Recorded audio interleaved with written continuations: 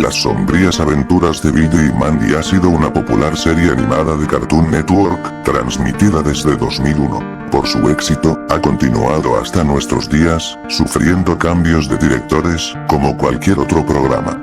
En 2006, John Kricfalusi, creador de Ren y Stimpy, tras declararse fan del programa, mandó una carta a Maxwell Atoms, creador del show, para proponerle dirigir un episodio. Aunque Atoms le mandó una negativa, diciendo que no era él quien seleccionaba al personal, sino los ejecutivos de Cartoon Network. Sin embargo, ambos se expresaron mutuo aprecio y se prometieron colaborar más adelante en un proyecto juntos. En las vacaciones de verano de 2007, Atoms recibiría una desesperada llamada telefónica de Kricfalusi, quien le explicaba que era urgente que comenzaran a trabajar en el proyecto inmediatamente. A Atoms le pareció raro, sin embargo Kricfalusi siempre había sido un ídolo de su infancia, así que se enfrascó en una llamada de entre 3 y 4 horas de duración, en que el creador de Stimpy le propuso un detallado plan. Kricfalusi consideraba a Billy y Mandy un buen programa no solo por su humor escatológico, sino por contener elementos sobrenaturales y referencias ocultistas, así como la cultura pop.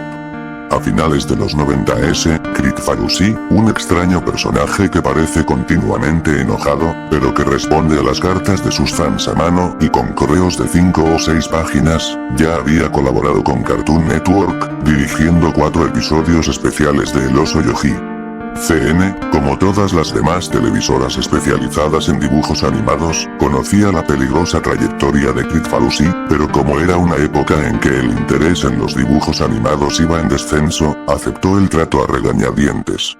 Los episodios dirigidos por Kricfalusi fueron considerados demasiado perturbadores para los niños. Estaban impregnados de un ambiente que muy difícilmente podía considerarse cómico, las acciones y personalidades de cada personaje parecían erráticas y psicópatas, y contenía temas y contenidos solo adecuados para adultos, homicidios, suicidios y temas sexuales, además de una animación pobre y con escenas grotescas parecidas sacadas de una pesadilla.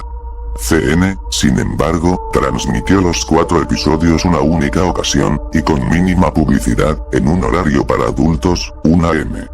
Luego de eso no se supo mucho sobre John K., solo que tuvo una serie animada de superhéroes llamada The Ripping Friends, que debutó en MTV y fue cancelada muy pronto por ser en extremo perturbadora, y a últimas fechas, se lanzó una nueva serie de Ren y Stimpy, exclusivamente para adultos, que iba aún más allá del humor violento y grotesco de la serie original, por lo que recibió fuertes críticas. Atoms desde luego conocía todo esto, y no se sabe si fue el miedo o el respeto lo que lo inspiró a continuar con el plan de Kricfalusi. 2 semanas después de la llamada, Atoms recibió un paquete sellado con la firma de Kricfalusi.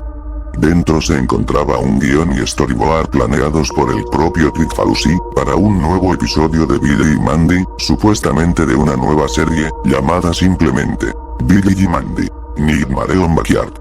Atoms se sintió interesado de inmediato en el guión, y él mismo ha descrito que estaba escrito brillantemente y con gran maestría, y contaba con un humor estupendo. Sin embargo, luego de pasar las primeras 20 páginas, y conforme el tono de la obra se oscurecía, rápidamente cambió de opinión.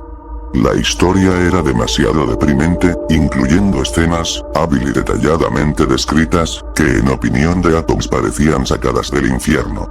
Asustado, dejó de leer el guión, y en cuanto colocó el paquete fuera de su recámara, el teléfono sonó. Nuevamente era una llamada de Kricfalusi, quien le explicaba que el plan debía continuar y preguntó si había acabado de leer el guión.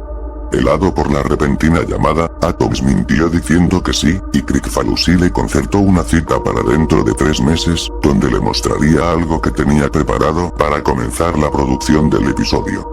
El plan de Kricfalusi era el siguiente: producir las animaciones ilegalmente, y a escondidas de los ejecutivos de CN. Para esto, había ambientado una oficina en su compañía, Spunko, y designado a un jefe de producción, que serviría como director del episodio. Atoms visitó las oficinas en el tiempo acordado, y le pareció todo el escenario bastante normal, aunque a su decir, los dibujantes lucían indiferentes o normales pese al extraño episodio que tenían encomendados producir. Kricfalusi, en toda ocasión, no le quitó la mano de encima a Atoms, preguntándole, de forma siniestra y seductora, si le gustaba lo que veía. Nuevamente lleno de miedo, Atoms asintió a todo, temeroso de faltarle al respeto a su colega caricaturesca. Según Atoms, su supervisión del episodio duró interminables 30 minutos en que revisó uno a uno los sketches extendidos, que contenían escenas que parecían sacadas de una película snuff, escuchó con sus propios oídos el infartante soundtrack que Kricfalusi mismo había preparado, y en una cabina negra revisó en las computadoras los primeros props de animación coloreada, que parecían horrorosamente vivos e insanamente macabros. El propio Atoms hasta la fecha se pregunta cómo Kricfalusi asignó un presupuesto colosal a una animación que nunca iba a salir al público. Luego de su visita a Spunko, Maxwell Atoms decidió retirarse del show, y sufrió de insomnio durante aproximadamente 3 meses luego de esta. En sus pesadillas veía repetirse las animaciones infinitamente, y había desarrollado una paranoia al recibir una nueva llamada de Kricfalusi, por lo que desconectó todos los teléfonos de su casa y pasaba al aire libre tanto tiempo como le era posible. Con la voz temblando, declaraba que no podía creer que una mente humana se hubiera esforzado tanto para producir una pieza tan satánicamente macabra como para desajustarle los tornillos a cualquiera. Actualmente evita hablar del tema, y en las convenciones a las que acude siempre que alguien comienza a hacer referencia al tema, ordena a sus guardaespaldas que echen al fan de la sala y rápidamente pasa a otra pregunta. Ha desarrollado incluso una fobia a su propio show, y clama que jamás volverá a escribir un episodio para Billy y Mandy. El programa sería cancelado ese mismo año, por motivos de fuerza mayor. Por medio de su Twitter, Kricfalusi anunció a principios de 2009 que tenía preparado para los fans un secreto oscuro que estaba listo y cocinado en su website, con lo que se dio a entender que el episodio finalmente había concluido producción. Se dice que el capítulo está escondida en una dirección oculta en el sitio web de Spunko, para evitar de que sea encontrado por los ejecutivos de CN y evitar una demanda. En tal página, se dice, se encuentra el logotipo del show en letras rojas y un fondo negro, con 2 enlaces en color amarillo brillante. Ordene ahora y vea el episodio. El primer enlace proporciona instrucciones específicas sobre cómo adquirir el episodio grabado para DVD. Para esto, es necesario acudir a las cercanías de la sede de Spunko y preguntar por cierto negocio fantasma, donde el disco, que es un simple disco virgen grabado, se vende a 50 centavos de dólares canadienses. Cuando das clic en vea el episodio, se abre una animación que no cuenta con marcador de tiempo. Al principio, es muy similar a un episodio cualquiera de Billy y Mandy, y cuenta con una opening tag, con el nombre del episodio y Buddy Ed Billy, y a Billy, Mandy y Poromaso caminando sobre una calle, en una escena que parodia la portada de disco Abbey Road de los Beatles. La calidad de dibujo es muy buena, y prácticamente idéntica a la del show de CN, pero por alguna razón, la animación corre más lenta de lo normal, lo que proporciona al televidente una extraña sensación. La acción comienza en el pórtico de Billy, donde Porohueso, Mandy y Billy discuten sobre el inicio de clases. Las voces de los personajes obviamente no son las de los actores originales. En vez de eso, al parecer se encuentran doblados por John Kricfalusi y una mujer no identificada. Los diálogos en efecto, son graciosos, pero las expresiones de los personajes y el tono en que dicen las cosas transmiten exactamente lo contrario. Los acentos son demenciales y los personajes hablan como enloquecidos, lo que aunado al ritmo lento en que transcurre la acción, asusta bastante desde los primeros segundos. Luego de eso, 4 figuras cabezonas que parecen caricaturas de los Beatles aparecen cruzando la barda del patio.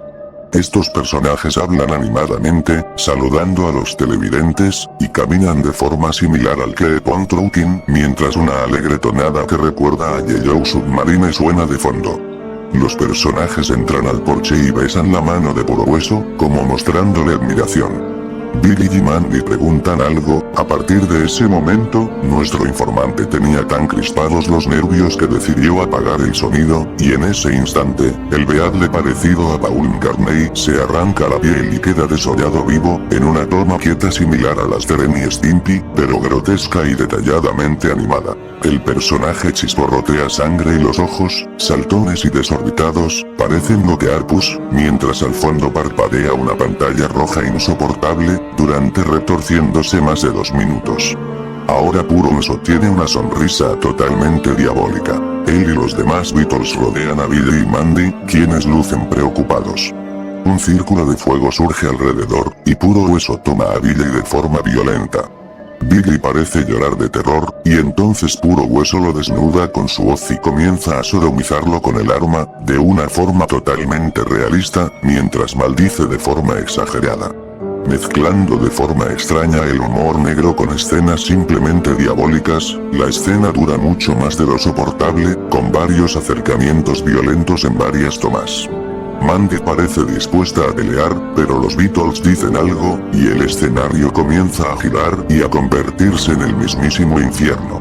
Escenas desquiciadas de cadáveres, dibujadas de forma bastante rápida, demonios y escenas de tortura se alternan en la escena. Los Beatles restantes se transforman en bestias mutantes de formas terroríficas. Puro Hueso parte a Mandy por la mitad con su guadaña, desnuda el cadáver y la sodomiza una y otra vez, ahora con un rostro de oscuro placer, en medio de escenas parpadeantes, para terminar eyaculando borbollones de sangre de Mandy, mientras el cadáver de esta explota, arrojando sus vísceras por todas partes. La persona que, asegura, vio el vídeo, no puede contar mucho más después de eso, pues asegura que se encontraba demasiado alarmado, y no recuerda qué hizo para distraerse, o si simplemente cerró los ojos, pero asegura que hay cosas que no quiere recordar del vídeo. Pero parece que luego de eso comienza una especie de escena de aventura, con Billy y Mandy vivos de nuevo, aunque todavía desmembrados y seriamente lesionados, enfrentando a alguna cosa en el infierno, incluyendo escenas de distintos demonios, muy originalmente diseñados, efectuando varias acciones maniáticamente animadas. La escena corta al negro durante unos 5 segundos, y gradualmente se comienza a encender la luz. El ángulo es de una cámara, estilo intro de James Bond, con manchas digitales cubiertas de sangre, que empieza a enfocar a Puro Hueso y los Beatles restantes, en expresiones quietas y muy escalofriantes, posando de una forma similar a la portada del single Yesterday and Today, pero adornados con los restos de los cadáveres de Billy, Mandy y Paul, y con un paisaje infernal de fondo. Las expresiones en esta escena son tremendamente perturbadoras, con Puro Hueso y los Beatles imitando las sonrisas aparecidas en el álbum original, pero exageradas al límite de lo grotesco e inquietante. La escena permanece así durante 1 minuto, y vuelve a cortar. La escena final comienza haciendo un picado sobre el centro de una ciudad. 2 personajes indeterminados, pero que por sus rasgos, parecen ser caricaturas de 2 personas reales, tomando una malteada en un café. Los últimos 3 o 4 minutos del vídeo son tremendamente diferentes al resto del episodio, tratándose de una serie normal, sin ninguna clase de elemento horroroso. La escena es bastante lenta, pero corre a velocidad normal, y consiste simplemente en los 2 personajes hablando y hablando, con reacciones variadas, tranquilidad, argumento, preguntas, sanamente cómicas. El televidente volvió a subir el volumen, pero no alcanzó a escuchar gran cosa. Al parecer los personajes discuten sobre caricaturas y hablan citando varias frases de canciones de los Beatles. La frase final termina con uno de los personajes diciendo: "When reaper come stop town". Entonces la imagen se cierra con un círculo negro, típico de las caricaturas viejas, y aparece la palabra fin, junto a una caricatura súper deforme del Paul despellejado, todavía muy perturbadora, vestido de ángel, sollozando y murmurando algunas cosas. El programa termina, y aparecen algunos créditos, dirigido por John Kricfalusi y Maxwell Atoms, entre otras cosas, finalizando como si de cualquier show se tratara. Finalmente aparece una pantalla roja de advertencia que dice: televidente, el cartoon que acaba de ver ha sido producido contraviniendo las leyes de derechos de autor, su transmisión o posesión está penada por las leyes de Canadá y Estados Unidos, y luego un pantallazo de aproximadamente 2 segundos de duración, con el logo de Spunko y un lema que dice: help to spread the word. En cuanto el vídeo termina, el navegador de internet se cierra automáticamente, y cuando vuelves a abrir las pestañas no se reabren. Si revisas historial e intentas abrir la página, te marca error. Se dice que esta página la cambian de lugar cada vez que alguien accede a ella. La página del vídeo aparece con un marcador de visitante, que para el momento era de 2, y que contiene varios malware capaces de arruinar la seguridad de tu computadora. Pero también hay quien dice que puede aparecer al azar mientras revisas cualquier parte del sitio web de Spunko. Maxwell Atoms teme cualquier nueva llamada de Crickfalusi. Se ha mudado de casa y cambiado de número telefónico, pues asegura que el creador de Ren y Stimpy no tenía proyectado un capítulo de Billy y Mandy. Backyards Nickmares y no 6 de ellos.